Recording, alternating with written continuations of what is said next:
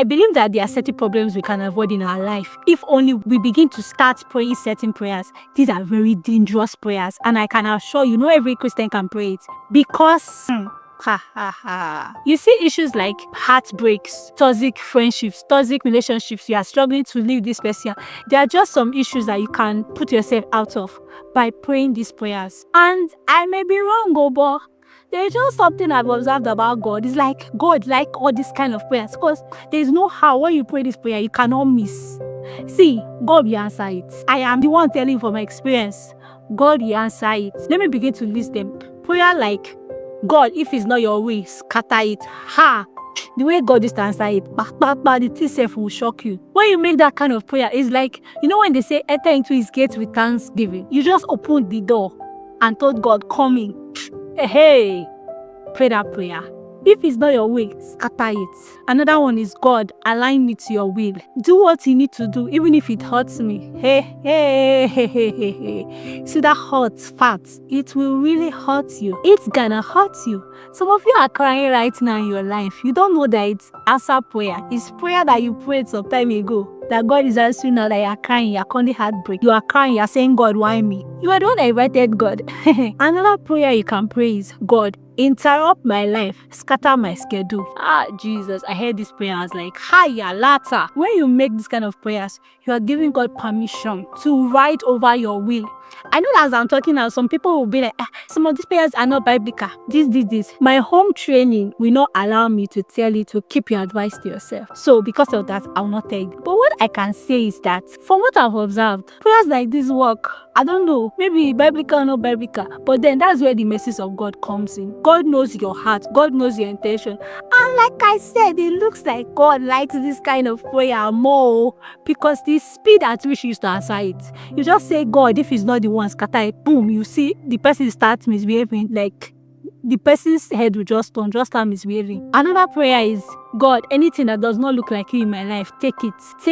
Anything that is distracting me, anything that is, take it. I know that there is also the place of decisions in life. You know, when you say, God, align me, come over even if I don't want to do it. I know that there's a place of us making our own decisions and deciding, not just leaving the work for God.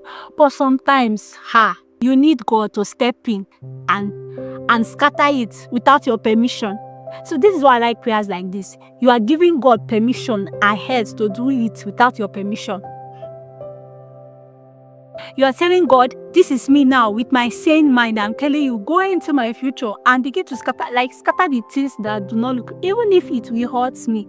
That means as at that time, I'll be telling God, no, I want. Have you seen when a child is dragging something with the parents? I want it. And God, give it to me, Joe. Because they know, God knows what is best for you.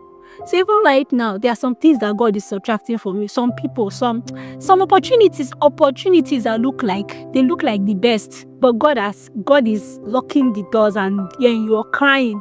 I know that there is the place for our will. There is a place for us making decisions. But some of you need to stop trying to do things by yourself. You have tried. You have made decision. It's not working. Oh yeah, now hand it to God. Tell God, right now, the way my life is going, in fact, from now on, I am tired of doing things by myself. Anything that you don't want, scatter it. Don't ask me for permission. Just scatter.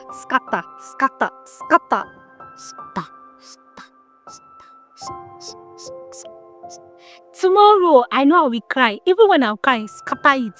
Even when it hurts me, scatter it. Like, God, align me into your will. Put me where you want me to be, that is best for my destiny and that will give you glory.